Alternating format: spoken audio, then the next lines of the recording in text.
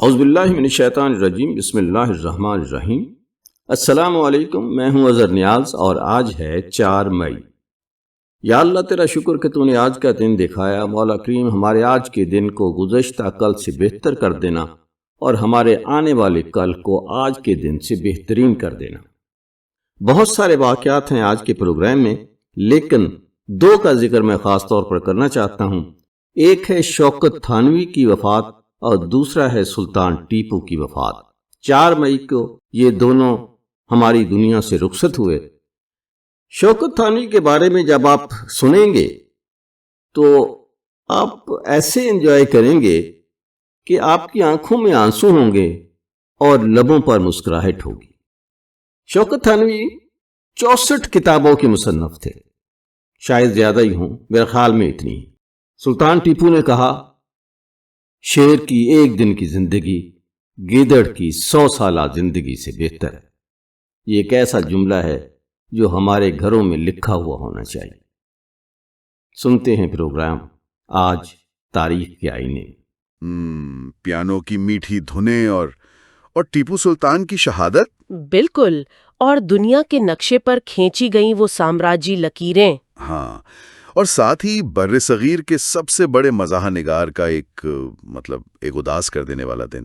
بظاہر تو ان سب باتوں کا آپس میں کوئی خاص تعلق نہیں لگتا ہے نا؟ بالکل، بظاہر کوئی تعلق نہیں ہے، لیکن کیا ہو اگر یہ تمام حیران کن، متضاد اور دنیا کو بدل دینے والے واقعات کیلنڈر کی بالکل ایک ہی تاریخ پر رونما ہوئے ہوں؟ یعنی ایک ہی دن میں اتنا کچھ؟ جی ہاں، بالکل 4 مئی کی اندیکھی دنیا میں قدم رکھنے والے ہیں۔ کیا بات ہے، یہ تو بہت دلچسپ ہونے والا ہے۔ ہاں، اور ہمارے پاس جو ذرائع ہیں نا، ان میں ویکیپیڈیا کے 4 مئی کے تاریخی ریکارڈز شامل ہیں، اور ساتھ ہی مشہور مزاح نگار شوکت تھانوی کی زندگی پر موجود کچھ اہم دستاویزات بھی ہیں۔ صحیح، یعنی ایک طرف عالمی تاریخ اور دوسری طرف ادب۔ بالکل، اور آج کی اس تفصیلی گفتگو کا مقصد صرف تاریخ دورانہ نہیں ہے، بلکہ ہم نے یہ سمجھنا ہے کہ کیسے ایک عام سا دن طاقت کے خمار، عوامی مزاحمت اور مسکراہٹوں کے بکھرنے کی داستان بن سکتا ہے۔ زبردست۔ تو چلیں اس کا تفصیلی جائزہ لیتے ہیں اور شروعات کرتے ہیں ان فیصلوں سے جنہوں نے پوری دنیا کو ایک شطرنج کا بورڈ بنا کر رکھ دیا۔ بالکل، اور دیکھیں جب ہم طاقت اور اس شطرنج کی بات کرتے ہیں نا، تو ہمیں 1493 کے سال میں جانا پڑے گا۔ 1493 یعنی صدیوں پیچھے؟ جی، صدیوں پیچھے۔ 4 مئی کا یہ وہ دن تھا جب ایک ایسا فیصلہ ہوا جسے آج کی اس جدید دنیا میں شاید ہضم کرنا ناممکن ہو۔ اچھا، ایسا کیا ہوا تھا؟ اس دن پوپ الیگزینڈر ششم نے ایک باقاعدہ حکم نامہ جاری کیا تھا جسے تاریخ میں انٹر کیچرا کہا جاتا ہے۔ انٹر کیچرا، ہاں میں نے پڑھا اس کے بارے میں۔ جی، تو اس حکم نامے کے ذریعے انہوں نے کیا کیا کہ نئی دنیا یعنی جو براعظم امریکہ ہے نا، اسے ہسپانیہ اور پرتگال کے درمیان بس تقسیم کر دیا۔ تو مجھے ہنسی بھی آئی اور واقعی بڑی حیرت بھی ہوئی۔ ہاں، حیرت کی بات تو ہے۔ آپ ذرا تصور کریں، یہ ایسا ہی ہے جیسے کلاس روم میں 2 بچے بیٹھے ہوں اور کوئی استاد آ کر لکڑی کی ڈیسک پر چاک سے لکیر کھینچتے کہ بھئی یہ آدھی جگہ تمہاری اور وہ آدھی تمہاری۔ بالکل بالکل ایسا ہی تھا۔ لیکن یہاں بات لکڑی کی ڈیسک کی تو نہیں ہو رہی تھی نا، یہاں پورے کے پورے بر اعظم، وہاں کے پہاڑ، دریا اور سب سے بڑھ کر وہاں بسنے والے لاکھوں مقامی انسانوں کو بس ایک کاغذ کی لکیر سے بانٹ دیا گیا۔ اگر ہم اسے وسیع تر تناظر میں دیکھیں نا، تو یہ محض ایک کاغذ کی لکیر نہیں تھی۔ تو پھر کیا تھا؟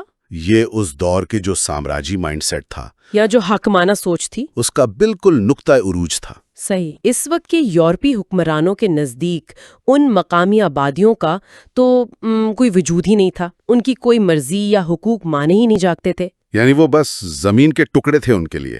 جی، وہ دنیا کو ایک خالی کینوس سمجھتے تھے جس پر وہ اپنی مرضی کے رنگ بھر سکتے تھے۔ اور حیران کن بات یہ ہے کہ اس زبانی تقسیم کے بالکل 1 سال بعد، 1 سال بعد یعنی 1494 میں؟ جی، 1494 میں 4 مئی ہی کے دن کرسٹوفر کولمبس جمیکا کے ساحلوں پر اتر گیا۔ تو وہ جو لکیر بند کمرے میں کاغذ پر کھینچی گئی تھی، وہ عملی طور پر زمین پر حقیقت بن کر اتر رہی تھی۔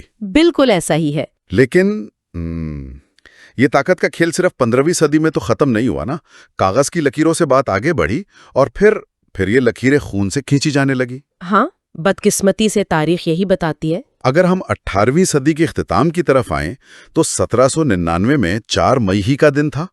چوتھی اینگلو میسور جنگ۔ جی، چوتھی اینگلو میسور جنگ اور سرنگا پٹم کا محاصرہ۔ ٹیپو سلطان، جو برطانوی سامراج کے راستے کی سب سے بڑی اور آخری بڑی دیوار سمجھے جاتے تھے، وہ اسی دن لڑتے ہوئے شہید ہوئے۔ یہ تاریخ کا ایک بہت بڑا ٹرننگ پوائنٹ یا ایک بہت بڑا موڑ تھا۔ واقعی دیکھیں، ٹیپو سلطان کا گرنا صرف ایک فرد کی موت نہیں تھی، یہ برصغیر میں طاقت کی مکمل منتقلی کی ایک بڑی علامت تھی۔ صحیح بات ہے۔ اس ایک دن 4 مئی نے برطانوی ایسٹ انڈیا کمپنی کو وہ اعتماد اور غلبہ دیا جس نے آنے والے 150 سالوں تک اس خطے کا مقدر طے کر کے رکھ دیا۔ اور حیران کی بات ہے کہ جدید دور میں بھی یہ دن سیاسی طاقت کی منتقلی کا گواہ رہا ہے۔ وہ کیسے؟ جیسے 1979 میں مارگریٹ تھیچر برطانیہ کی پہلی خاتون وزیر اعظم بنی، پھر 1994 میں 4 مئی کو ہی اسرائیلی وزیر اعظم اسحاق رابن اور پی ایل او کے رہنما یاسر عرفات کے درمیان فلسطین کی مشروط خود مختاری کے حوالے سے ایک انتہائی اہم معاہدے پر دستخط ہوئے۔ صحیح۔ ویسے یہاں ایک بات واضح کرنا بہت ضروری ہے سننے والوں کے لیے۔ ہاں بالکل۔ ہم ان حالیہ واقعات کو صرف تاریخ کے طالب علموں کی طرح دیکھ رہے ہیں۔ جی بالکل، غیر جانبداری سے۔ ہاں، ہمارے ذرائع میں یہ حقائق موجود ہے اور ہم کسی بھی سیاسی فریق کی ہرگز کوئی حمایت یا مخالفت نہیں کر رہے ہیں۔ 100% ہمارا مقصد صرف یہ دکھانا ہے کہ 4 مئی کیسے بڑے جغرافیائی اور سیاسی فیصلوں کا محور رہا ہے۔ بالکل، لیکن یہاں مجھے ایک الجھن ہو رہی ہے۔ جی بتائیے۔ اگر ہم تاریخ کو اسی زاویے سے دیکھیں تو ایسا لگتا ہے کہ 4 مئی صرف ان طاقتور لوگوں کا دن ہے جو بڑے محلات میں بیٹھ کر فیصلے کرتے ہیں، معاہدے کرتے ہیں یا جنگیں جیتتے ہیں۔ اچھا، تو کیا تاریخ صرف ان چند طاقتور لوگوں کے گرد گھومتی ہے؟ عام انسانوں کی، سڑکوں پر چلنے والوں کی کوئی کہانی نہیں ہے اس دن میں؟ نہیں، یہ بہت اچھا نقطہ اٹھایا آپ نے، اور ایسا بالکل بھی نہیں ہے کہ تاریخ صرف محلات میں لکھی گئی۔ تو پھر کا اوپر سے نیچے کی طرف اپنے فیصلے مسلط کرتا ہے نا، تو عام انسان کبھی بھی اسے مکمل خاموشی سے قبول نہیں کرتا۔ ہاں، ریاکشن تو آتا ہے۔ بالکل، اس جبر کا ایک رد عمل ہوتا ہے۔ اگر ہم طاقت کے ایوانوں سے نکل کے سڑکوں پر آئے نا، تو 4 مئی کا دن خونریز عوامی مزاحمت کی آوازوں سے بھی گونج رہا ہے۔ کوئی خاص واقعہ؟ مثال کے طور پر 1886 کا شکاگو کا ہیم مارکیٹ کا واقعہ دیکھ لیں۔ یہ وہی واقعہ ہے نا جس کی وجہ سے دنیا بھر میں مزدوروں کی تحریکوں نے جنم لیا۔ یہ اصل میں ہوا کیسے تھا؟ ہاں، ہوا یہ تھا کہ مزدور 8 گھنٹے کے کام کے دن کا مطالبہ کر رہے تھے۔ وہ ایک بالکل پرامن ریلی نکال رہے تھے۔ صحیح۔ لیکن اچانک اس ہجوم میں کسی نے بم پھینک دیا۔ کس نے؟ یہ تو پتہ نہیں چلا، لیکن اس دھماکے کے بعد پولیس نے اندھا دھند فائرنگ کر دی۔ اس افراتفری اور تشدد میں پولیس اہلکاروں سمیت کئی عام شہری ہلاک ہو گئے۔ یہ واقعہ واقعی رونگٹے کھڑے کر دینے والا ہے۔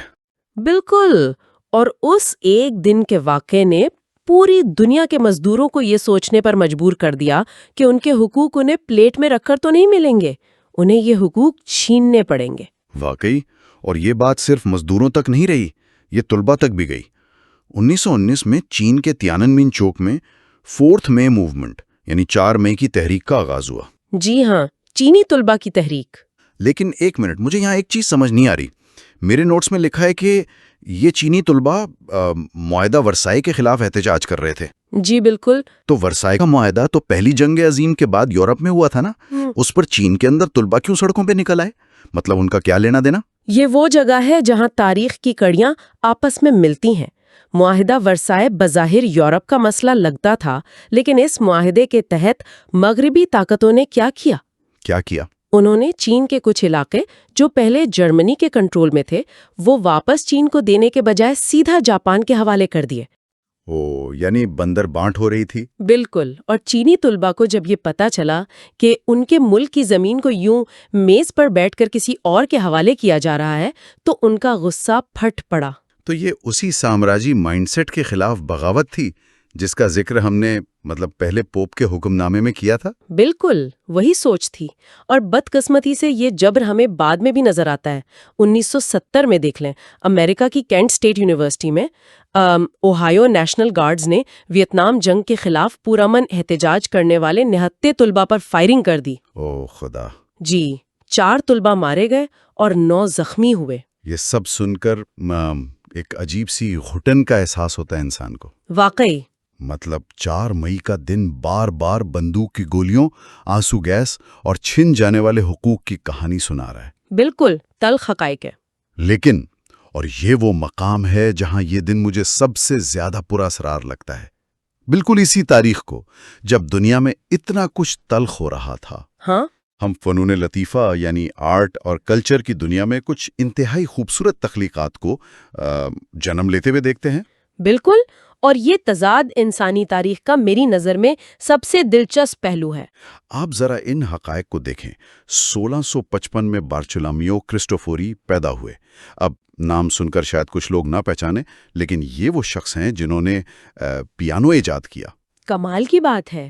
اسی طرح 1927 میں academy of motion picture arts and sciences بنی، جو آج ہمیں آسکر ایوارڈز دیتی ہے۔ جی ہاں۔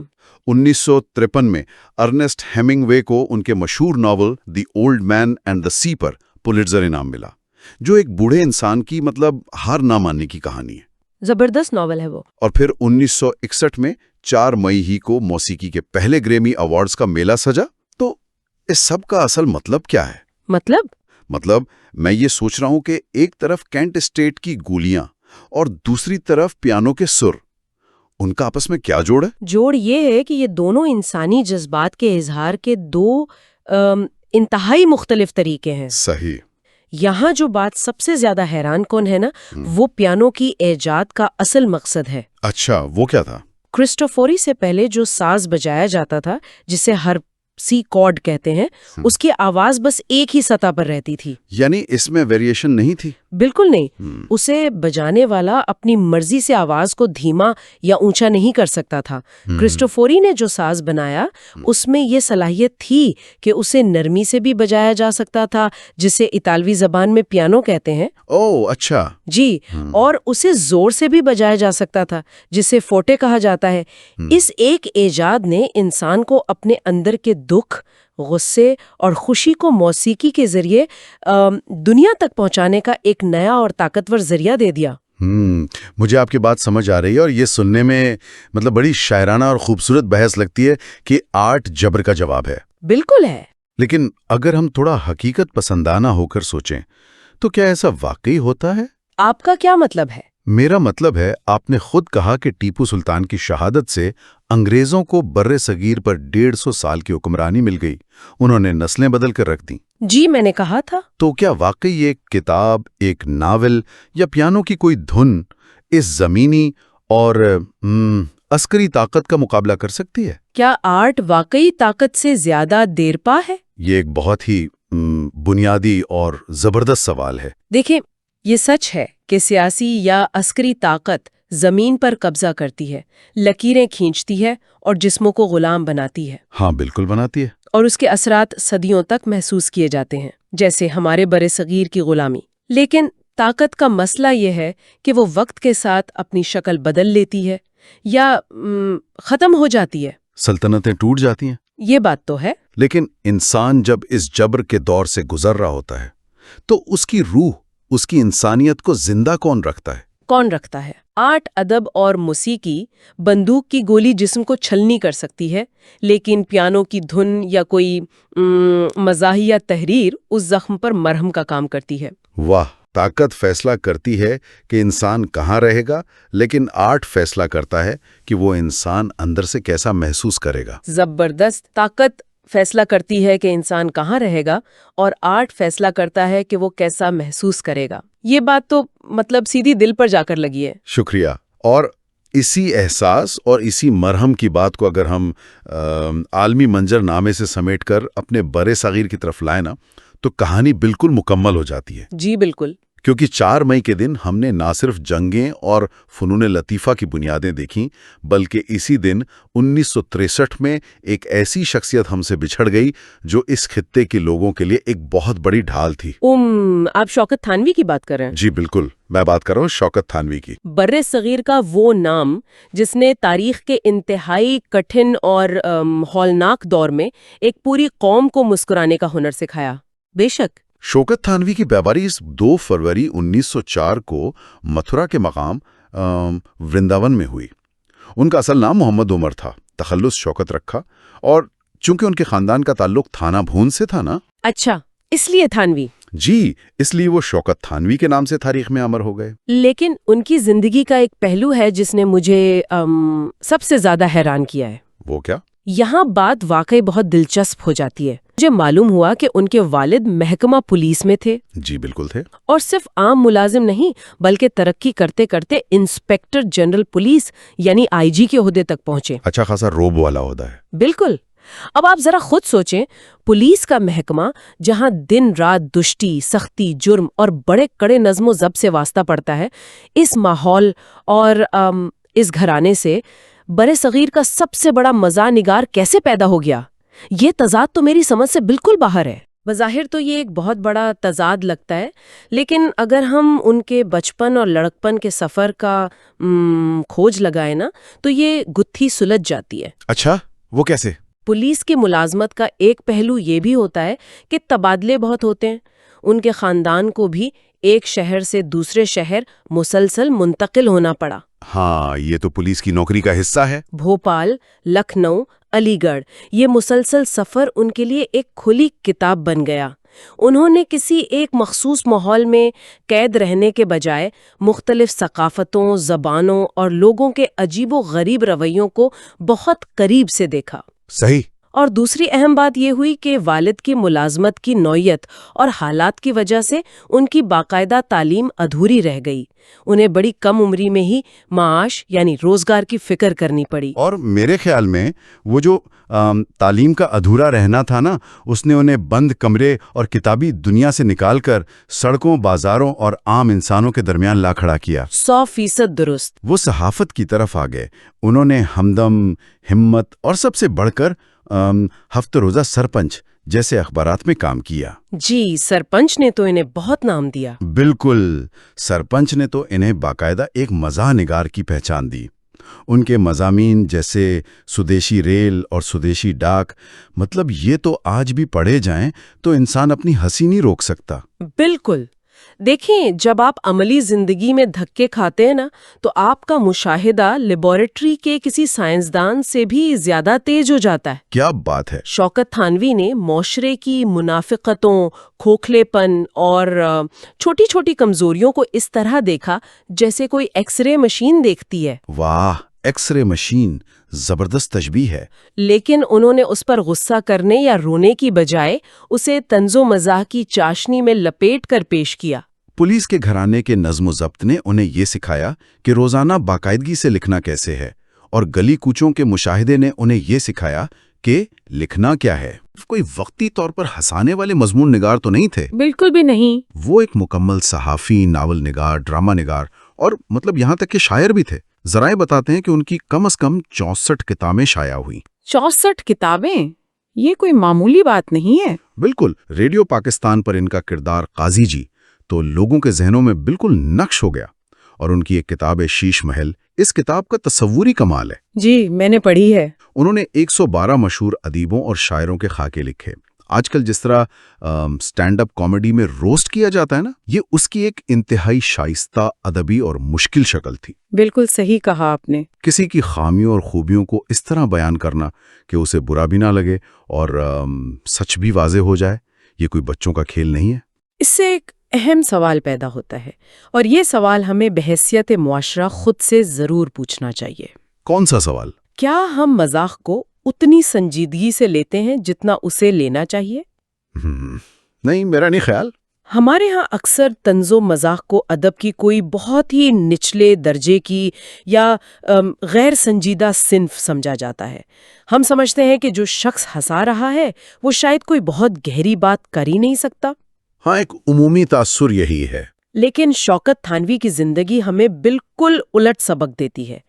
ایک ہی وقت میں اخبار کا ایڈیٹر ہونا، افسانے گھڑنا، ریڈیو کے لیے باقاعدگی سے لکھنا اور نظمیں کہنا، یہ ثابت کرتا ہے کہ مزاح دراصل ایک انتہائی سنجیدہ، پیچیدہ اور دانشورانہ عمل ہے۔ واقعی کسی کو رلانا بہت آسان ہے، لیکن کسی کے اندر کے درد کو سمجھ کر اسے اس مہارت سے ہنسانا کہ اس کا بوجھ ہلکا ہو جائے، یہ بہت بڑا کمال ہے۔ بالکل، اور اس بوجھ ہلکا کرنے والی بات پر مجھے ایک مثال یاد آ رہی ہے۔ جی بتائیے۔ آج کل کے دور میں جب ہمیں کوئی بہت بڑی ٹینشن ہوتی ہے، معاشی حالات خراب ہوتے ہیں یا کوئی بری خبر آتی ہے تو ہم کیا کرتے ہیں؟ ہم سوشل میڈیا پر جاتے ہیں اور میمز بنا کر شیئر کرتے ہیں۔ ہاں، یہ تو ہمارا روز کا کام ہے۔ وہ مزاح ہمارا ڈیفنس میکینزم، مطلب ہمارا دفاعی ہتھیار ہوتا ہے جو ہمیں پاگل ہونے سے بچاتا ہے۔ شوکت تھانوی 1947 کے اس ہولناک دور میں بالکل یہی کام کر رہے تھے۔ بالکل درست۔ ذرا اس وقت کا تصور کریں، قیام پاکستان کا دور، ہجرت کا کرب، لاکھوں لوگ اپنا گھر، اپنا سب کچھ چھوڑ کر لٹے پٹے قافلوں کی صورت میں آ رہے ہیں، خون کی ندیاں بہہ رہی ہیں۔ بہت تکلیف دہ وقت تھا وہ۔ چاروں طرف ایک نفسیاتی صدمہ اور تاریکی تھی۔ شوکت تھانوی پاکستان آ کر ریڈیو سے جڑے اور پھر روزنامہ جنگ راولپنڈی کے ایڈیٹر بھی بنے۔ ایسے کٹھن حالات میں ان کے قلم نے ایک شاک ایبزاربر کا کام کیا۔ واقعی شاک ابزاربر ہی تھے۔ انہوں نے ان روتے ہوئے سبے سے چور لوگوں کے چہروں پر مسکراہٹ لانے کی کوشش کی۔ ان کے کالم اس وقت کی خیمہ بستیوں اور نئے بسنے والے ٹوٹے پھوٹے گھروں میں ایک نفسیاتی مرہم تھے۔ صحیح۔ جب 4 مئی 1963 کو ان کا انتقال ہوا اور انہیں لاہور کے میانی صاحب میں دفن کیا گیا تو وہ صرف ایک ادیب کی موت نہیں تھی، بلکہ اردو ادب نے اپنا وہ سائیکائٹرسٹ، اپنا وہ معالج کھو دیا جس نے دکھوں کو ہنسی کے غلاف میں لپیٹنا سکھایا تھا۔ یہ ایک بہت ہی خوبصورت اور گہرا تجزیہ ہے آپ کا۔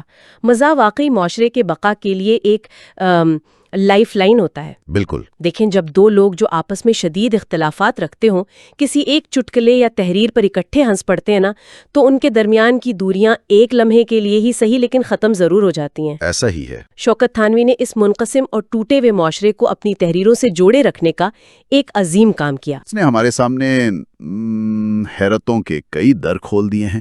جی، بہت سی نئی چیزیں سیکھنے کو ملیں۔ ایک ہی دن کے اندر ہم نے 2 بالکل مختلف دنیایں دیکھیں۔ ایک وہ دنیا جہاں بادشاہ اور پوپ بر اعظموں کو آپس میں بانٹ رہے تھے، جہاں سرنگاپٹم میں خون بہہ رہا تھا، اور جہاں شکاگو اور کینٹ اسٹیٹ کی سڑکوں پر گولیاں اور آنسو گیس چل رہی تھی۔ ہاں، وہ تاریخ جو طاقت کے نشے اور جبر کی سیاہی سے لکھی گئی۔ بالکل۔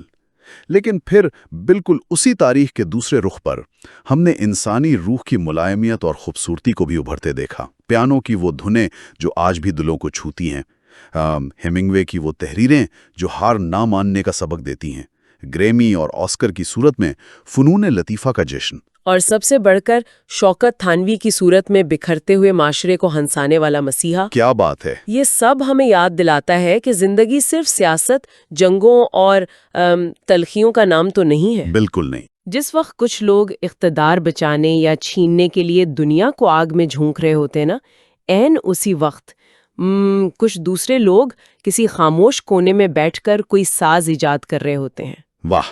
یا کاغذ قلم لے کر کوئی ایسی تحریر لکھ رہے ہوتے ہیں جو آنے والی صدیوں تک انسان کو اس کے انسان ہونے کا احساس دلاتی رہے۔ بہت خوبصورت بات کہی آپ نے، اور اسی احساس کے ساتھ آج کی اس گفتگو کو سمیٹتے ہوئے ہم سب کے لیے ایک سوال چھوڑے جا رہے ہیں جس پر ضرور غور کیجیے گا۔ جی، وہ کیا؟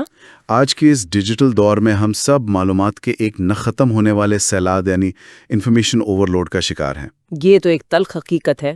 ہم روزانہ صبح اٹھتے ہیں، درجنوں تلخ سیاسی خبریں پڑھتے ہیں، سوشل میڈیا پر نفرت اور تنازعات کی بحثیں دیکھتے ہیں اور ذہنی دباؤ کا شکار ہو جاتے ہیں۔ بالکل، ہر طرف ایک شور ہے۔ لیکن ذرا رکیے اور سوچئے، آج سے ٹھیک 100 سال بعد جب تاریخ دان ہمارے آج کے دور کو لکھیں گے تو کیا ہماری پہچان وہ روزمرہ کے سیاسی جھگڑے، ٹاک شوز کی لڑائیاں اور وہ نفرتیں ہوں گی جو آج ہمیں زندگی موت کا مسئلہ لگتی ہیں؟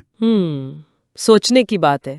یا وہ فن، وہ ادب، وہ موسیقی اور وہ مزاح ہماری پہچان بنے گا جو ہم نے ان مشکل حالات کی گھٹن سے بچنے اور ایک دوسرے کے ساتھ جڑے رہنے کے لیے تخلیق کیا؟ تو کیا آنے والا وقت ان لکیروں کو یاد رکھے گا جو ہم نے نفرت سے کھینچی، یا ان دھنوں اور مسکراہٹوں کو جو ان لکیروں کے پار بھی سنائی دیتی رہیں؟ بالکل، اس بارے میں ضرور سوچئے گا۔ آج تاریخ کے آئینے میں ذکر ہوا سلطان ٹیپو کا۔ علامہ اقبال نے ایک نظم لکھی ہے جس کا عنوان ہے سلطان ٹیپو کی وصیت۔ تو رہ نورد شوق ہے منزل نہ کر قبول، لیلا بھی ہم نشیں ہو تو محمل نہ کر قبول۔ اے جوئے آب بڑھ کے ہو دریائے تند و تیز، ساحل تجھے عطا ہو تو ساحل نہ کر قبول۔ کھویا نہ جا صنم قدائے کائنات میں، محفل گداز گرمی محفل نہ کر قبول۔